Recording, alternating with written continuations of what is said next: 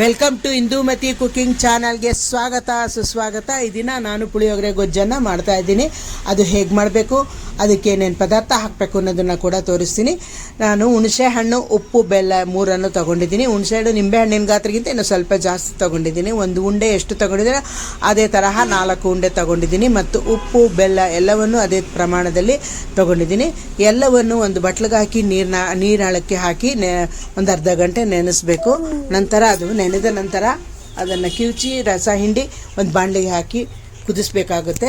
ಅದು ಕುದೀತಾ ಇರಬೇಕಾದ್ರೆ ಈ ಕಡೆ 50 ಗ್ರಾಮ್ನಷ್ಟು ಬಿಳಿ ಎಳ್ಳನ್ನು ತಗೊಂಡು ಹುರ್ಕೊಳ್ಳೋಣ. ಹುರಿದಿದ್ದಾದಮೇಲೆ ಒಂದು ಮಿಕ್ಸಿ ಜಾರ್ಗೆ ಹಾಕಿ ಪುಡಿ ಮಾಡ್ಕೊಳ್ಳೋಣ. ನಂತರ ಒಗ್ಗರಣೆಗೆ ಹಾಕೋಣ.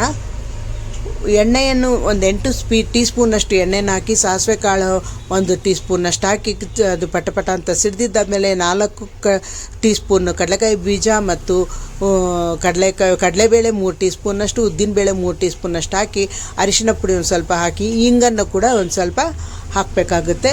ನಂತರ 3 ಒಣಮೆಣಸಿನಕಾಯಿನ ಚೂರು ಮಾಡಿ ಇಟ್ಕೊಂಡಿದ್ದೀನಿ, ಅದನ್ನು ಹಾಕ್ತಾಯಿದ್ದೀನಿ. ನಂತರ ಕರಿಬೇವಿನ ಸೊಪ್ಪನ್ನು ಹಾಕಿ ಎಲ್ಲವನ್ನು ಹಾಕಿ ಮಿಕ್ಸ್ ಮಾಡ್ಕೊಳ್ಳೋಣ.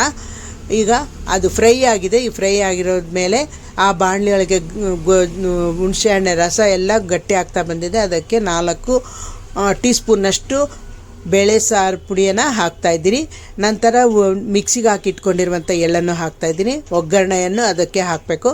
ಎಲ್ಲವನ್ನು ಹಾಕಿ ಮಿಕ್ಸ್ ಮಾಡಿದರೆ ಪುಳಿಯೋಗರೆ ಗೊಜ್ಜು ರೆಡಿ.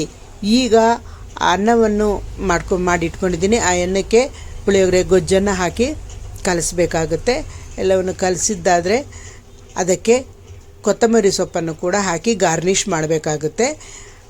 ಈ ವಿಡಿಯೋ ನಿಮಗೆ ಇಷ್ಟ ಆದಲ್ಲಿ ಲೈಕ್ ಮಾಡಿ, ಸಬ್ಸ್ಕ್ರೈಬ್ ಮಾಡಿ, ಶೇರ್ ಮಾಡಿ. ಈ ವಿಡಿಯೋ ನೋಡಿದ್ದಕ್ಕಾಗಿ ತುಂಬ ಧನ್ಯವಾದಗಳು.